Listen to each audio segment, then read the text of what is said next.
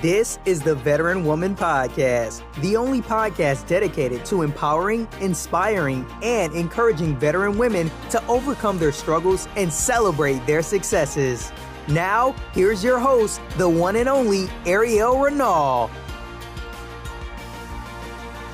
Hello and welcome to another podcast from the Veteran Woman. Today we have Aisha Sequeira on the line. Yay!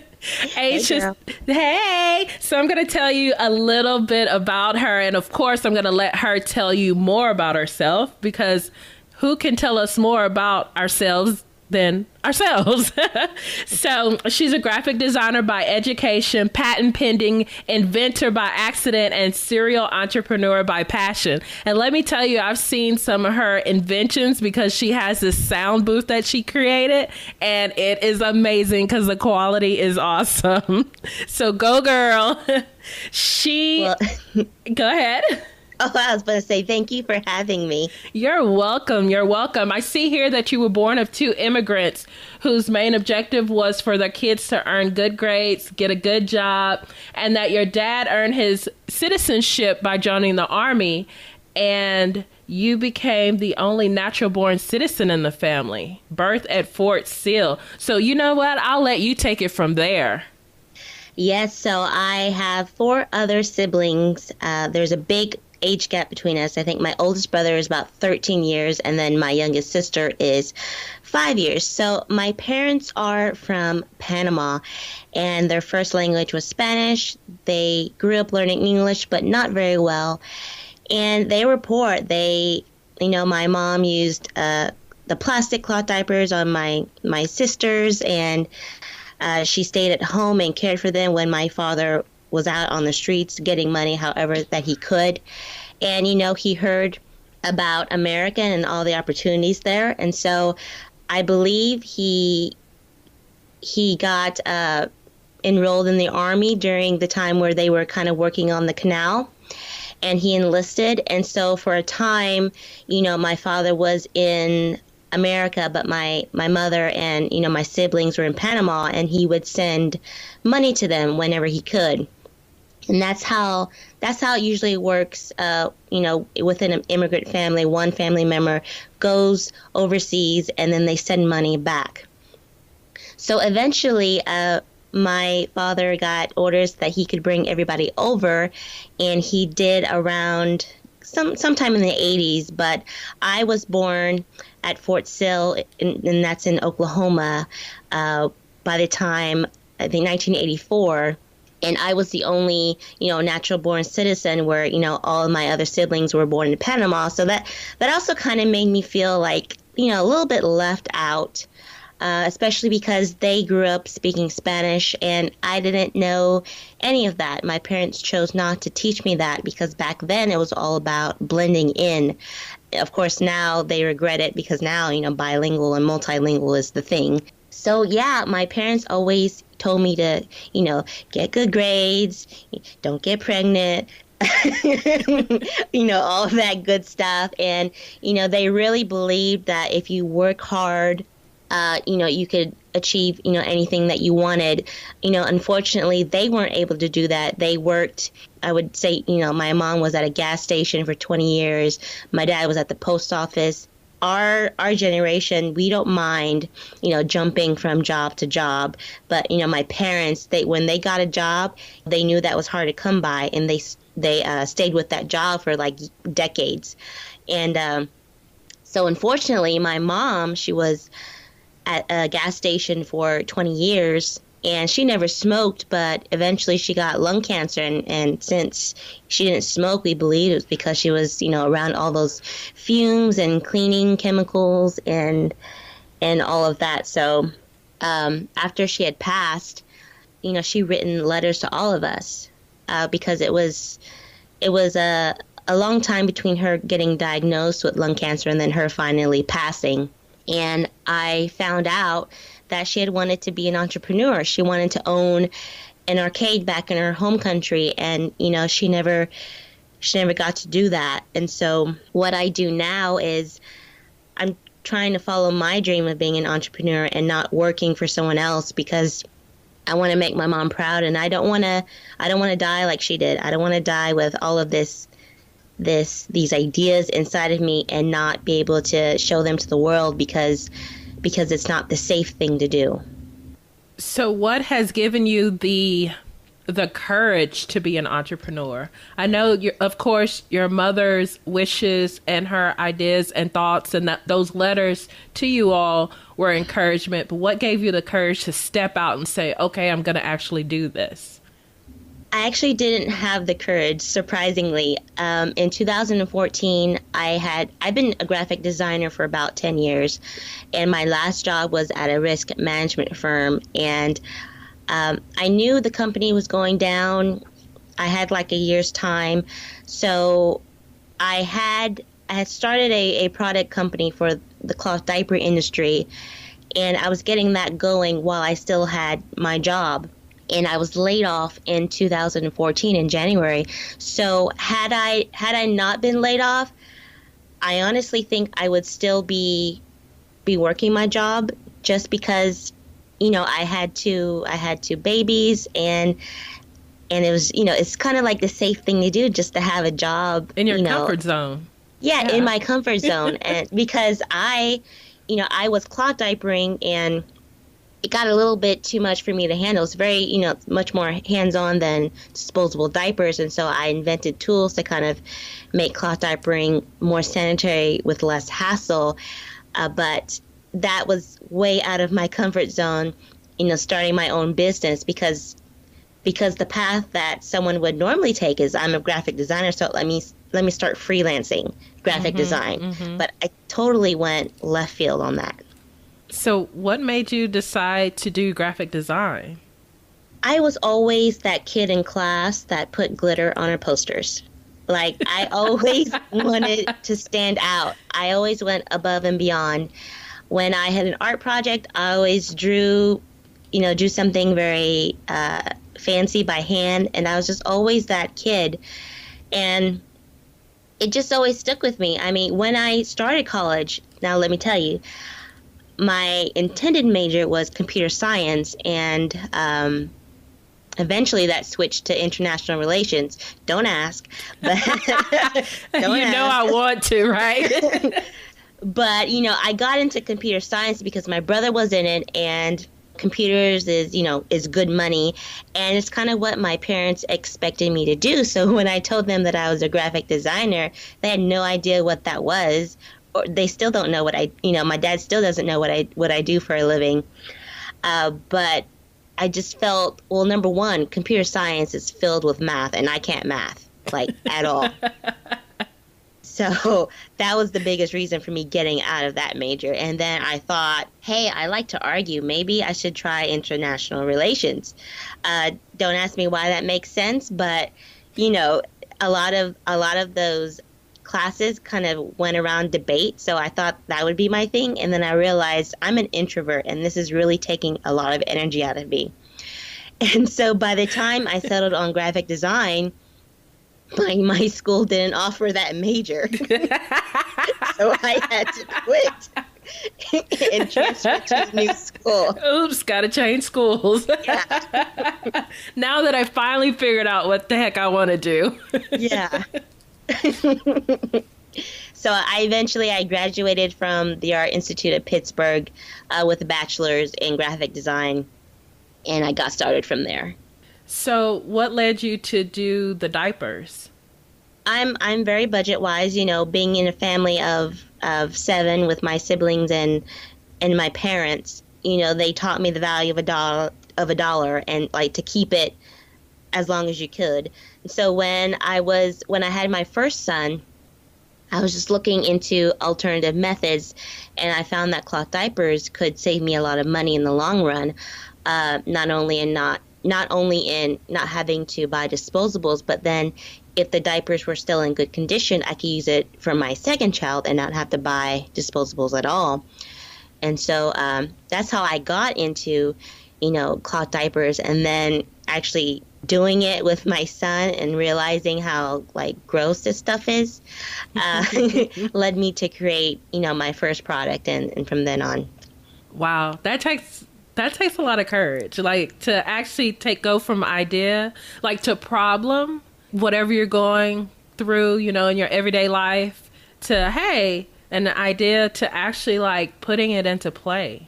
It did, and I was very scared because I had sourced for manufacturing in the U.S., and they were tens of thousands of dollars. It was not possible. So I knew I would have to go to overseas to China to get this thing manufactured. And believe it or not, my husband believed in me, and I was very nervous because my first production run was about $3,000. So I had to send our family savings overseas to this company that I hoped was real. And he just said, go ahead, you know, we can earn the money back. But, you know, as far as regret goes, you know, it's just do it. And so I sent the money over, and, you know, they turned out to be legit. I've been with them for 3 years now. But yeah, it was very hard. And it was even harder to launch because, you know, I sell quote unquote like crap mitts. And so I know what you're saying. You're probably saying, that's ridiculous. And that's what a lot of people told me. They're like, that's ridiculous. But before I went through in my product, I went and I searched online, and I found forums of moms complaining of my same issue. And so I knew that had validated my idea, that I wasn't alone. And so I went ahead and just, you know, I went with it. And yeah, a lot of people in the beginning told me it was ridiculous, but it's selling. But it has 4.5 to 5 stars, so wow. I'll take it. Wow. So what was your biggest lesson from that invention, that company, etc.? My biggest revelation was that people buy from people. Now, when I launched my second product, it was a direct competition to someone who was already in this space. And, you know, the cloth diaper niche isn't very big. I have like 5, maybe 4 competitors total, but there's really one main one that is dominating the space. And so when I came out with a really innovative product that looked nothing like hers or the others, that all functioned the same. It was really innovative. So I thought, oh, well, people are really going to receive this well because it's out of the box thinking, and it saves even more time and money because I was able to, you know, get it priced low enough because I manufacture overseas. But when I launched, I was like torn to pieces by the community. I was, you know, first they said like I stole the idea from this main competitor, which wasn't true because there was another competitor that predated hers with a product that worked exactly and looked exactly like hers, but mine was totally different shape, and it didn't infringe on any intellectual property at all. But still, they accused me of stealing the general idea. I had retailers like blackball me. I had some retailers who would sell my first product but wouldn't sell the second product that directly competed against this competitor. But the real revelation came when someone told me, you're stealing from a baby. So let me explain that. So my main competitor, she has a special needs son, and so she's really woven her story with him into her brand.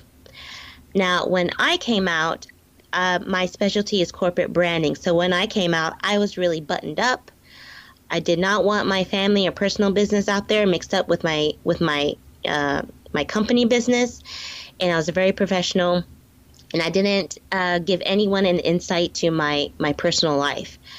And in the end, that really disadvantaged me because with her sharing her story with her son, you know, people got to know, like, and trust her versus me. They knew nothing about me, and which really, really upset me. And really, because, you know, when I came out, I really wanted to be judged on the merits of my product, but it seems I was being judged as a person, which kind of took me for a loop. I just couldn't wrap my head around that.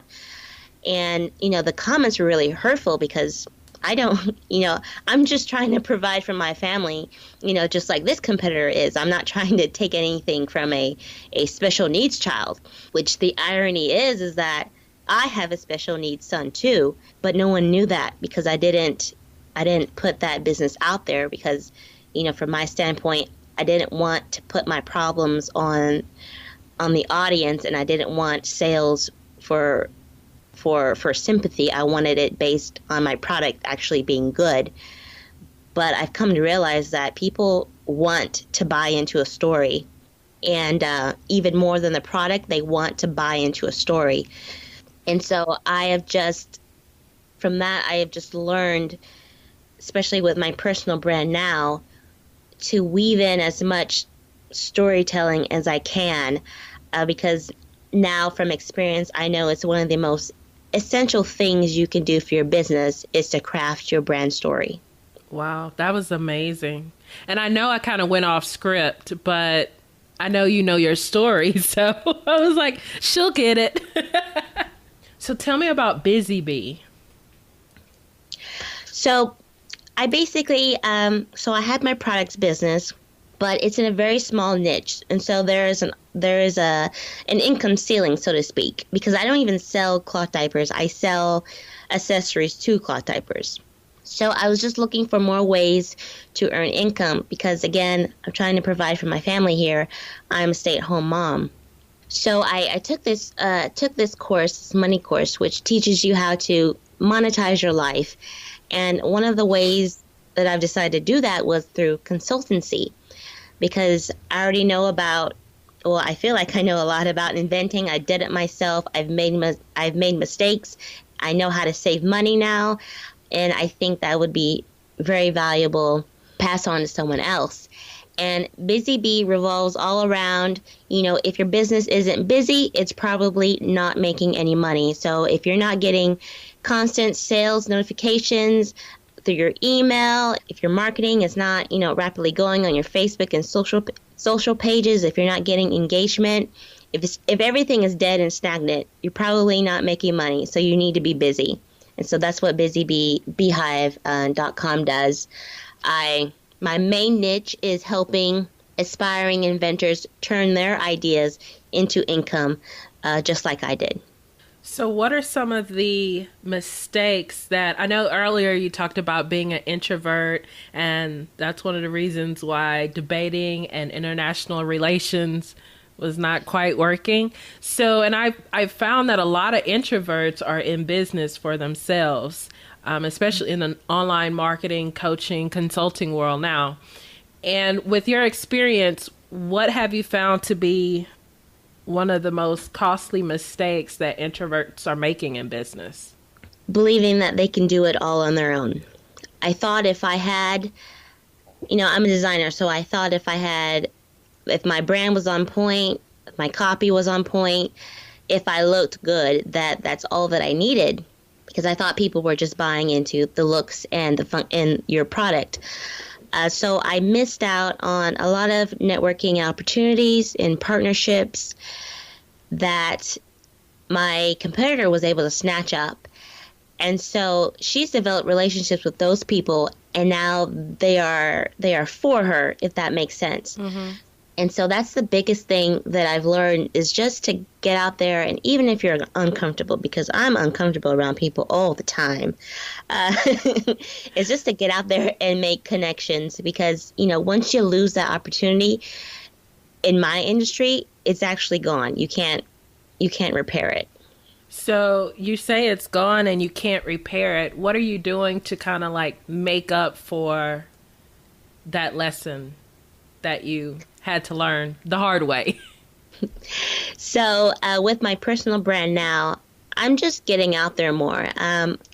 In August, I went ahead and went to Vegas by myself to a conference to learn the techniques they were teaching and to connect with people. I'm doing a lot of more guest posts and podcasts like this.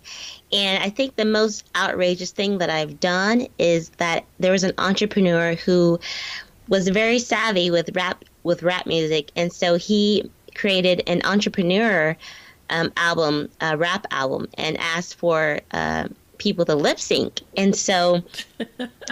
I got on camera and I lip synced to this rap song, and I sent it over to him. And lo and behold, when he was marketing the song, and he put up a snapshot of everybody who had participated, my picture was right next to John Lee Dumas's picture. Oh. So you best believe I'm going to use that as a lead-in. Yes, definitely. when I'm trying to pitch myself to Entrepreneur on Fire. Like, this is a calling. This is a sign right here. Oh, yes. He's on my, that's one of the persons who I would love to interview is John Lee Dumas. And he's actually a veteran as well. So I'm getting up the nerve to ask him. I haven't even gone anywhere near it yet. But we'll get there. I know you have Business Box, your B Box, that you're working on. Can you tell us more about that? Why you came up with that, how it helps entrepreneurs, and how they can get in touch with you about it? Yes. So this digital space is still very new to me, and I still, very much suck at it. So, I'm used to physical products. I'm used to packaging design. I'm used to doing all of that sort of stuff. So I was thinking, how can I merge what I'm good at and what I would like to do better? And so I came up with the Business Box, which ties in with my Busy Bee brand very well. And what it is it's basically a monthly hybrid subscription service, kind of like, Plated.com, where you get food delivered to your door, or Loot Crate, where you get a whole bunch of, geek fandom stuff delivered to your door monthly. But this one is different because it's just for female entrepreneurs, which I haven't found a box that's just for business women yet. And it delivers 3 areas that I suffered with my products business, and from what I've been researching online, a lot of women suffer with, which is self-care. They don't take care of themselves. They're eating Fruit Loops at midnight, trying to figure out their sales page because they don't know what they're doing. They suffer from... Have you been watching me on camera or something? And they were Apple Jacks. well, I've been there, And, they need training, but they're so overwhelmed because everybody and their mama is throwing up their course that is, the latest and greatest, and they don't know where to go. So they're overwhelmed with that. And then, they get a course and maybe it's 16 weeks long and they just can't power through it.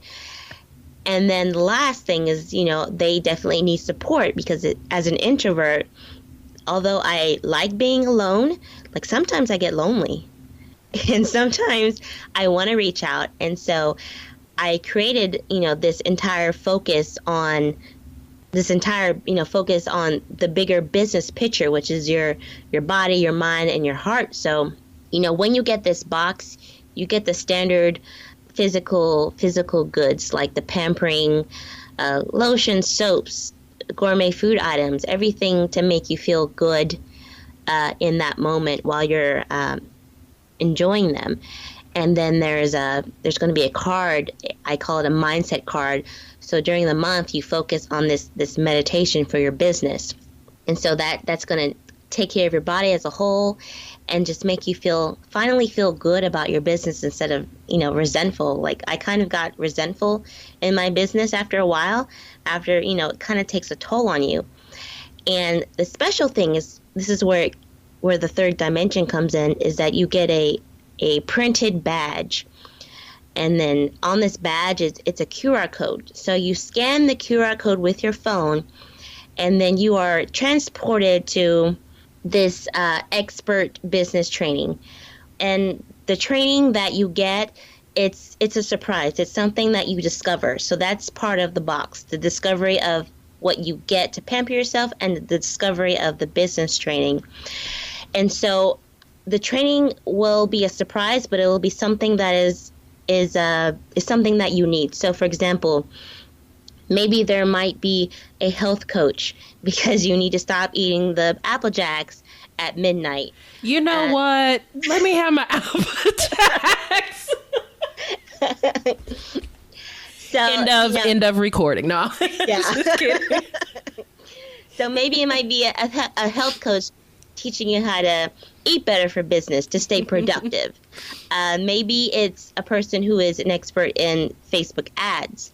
It could be an expert on branding. Everything that all these pieces and parts that your business needs. But here's the thing. It's not going to be in this long 16-week course. It's going to be solid, potent content that will be delivered in 30 minutes or less. Just like if you got a meal shipped to you, it's a 30-minute or less meal, and it's going to be a 30-minute or less business lesson that's going to give you some kind of actionable small win, or even a big win if you're really into it. And then last, as a member getting this box, you're going to be able to connect with other, I call them B-boxers, and kind of interact, create joint venture partnerships. There's also going to be more workshops within that mastermind. I call it the B Colony. The site is businessboxclub.com.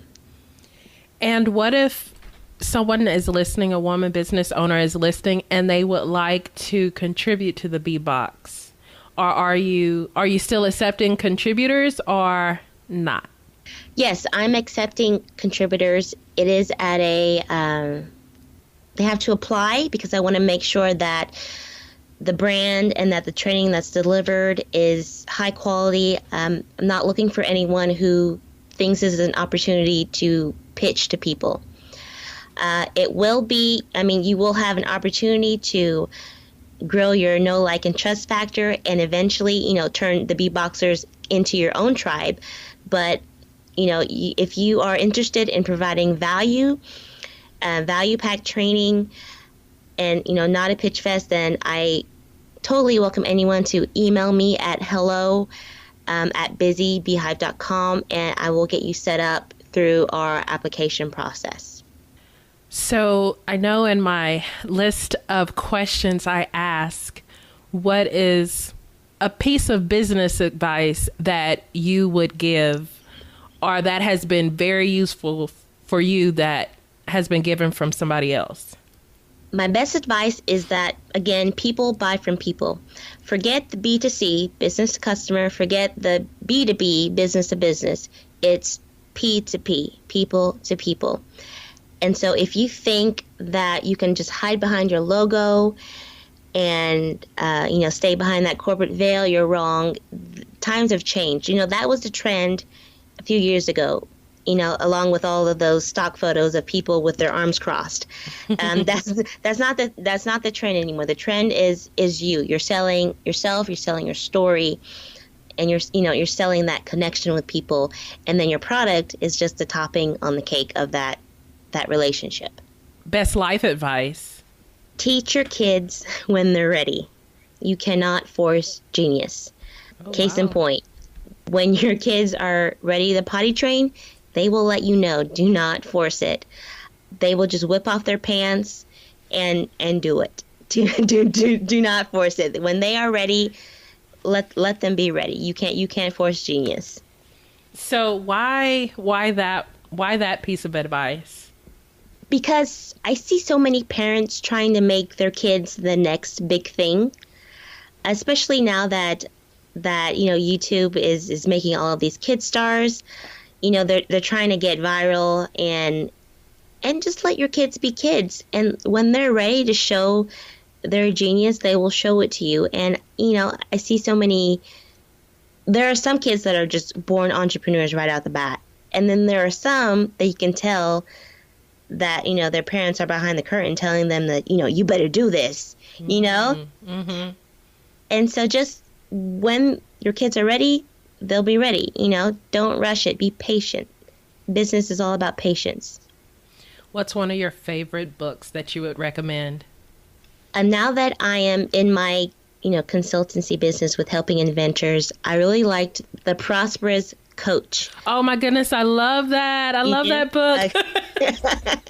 It's by Rich Litvin and Steve Chandler. Yes. And they just take a whole different approach. So like with most coaches, they're like, hey, come schedule your free 15 minutes with me. And I'm like, you can't find out my life's desires in 15 minutes, but, this book recommends 2 hours.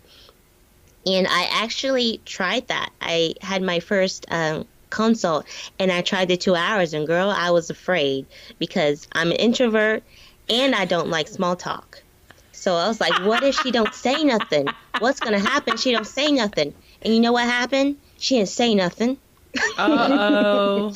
So at that point, I just gave value, and I just spilled my whole brain out to her in those 2 hours. And I didn't give her the details and specifics, but she was so incredibly thankful for that session.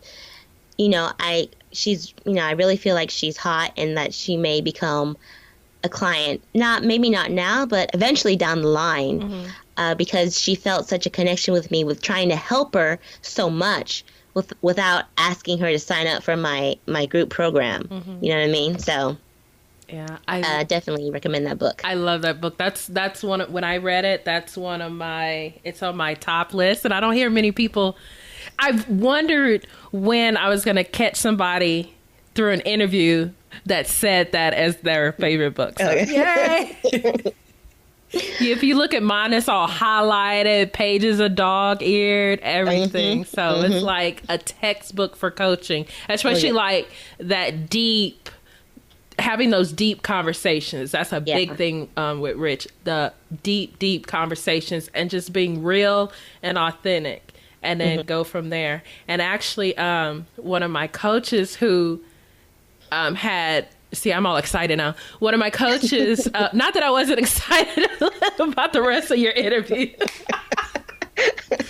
but this guy, he had messaged me on Twitter or LinkedIn, a direct message, invited me to a powerful coaching conversation. I had just finished reading The Prosperous Coach, and however we connected. I think it was LinkedIn. And then I said yes. And then he started coaching me. And I swear it was like the book coming alive. And I was like, I want you as my coach. And so he's Tim MickleJ, and he is my coach now. And I absolutely love it because he's like a breathing example of that book, like those deep conversations and not like looking at the clock while we're talking. He's like, okay, we end the session. I mean, of course, time is allotted, but we end the session when we feel complete. So it's just amazing. So I know I aspire to be a coach like that. I work like so much to be like that. Girl, you better put him in the show notes so I can look him up later. I will. Actually, I have an interview with him as well. And I think our interview is probably like 2 hours. But I will definitely give you that information for him. So is there anything else you would like to tell our listeners?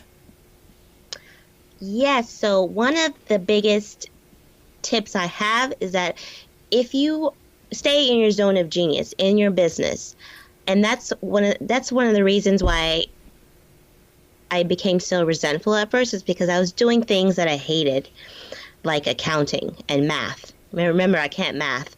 So stay in your zone of genius and outsource the rest.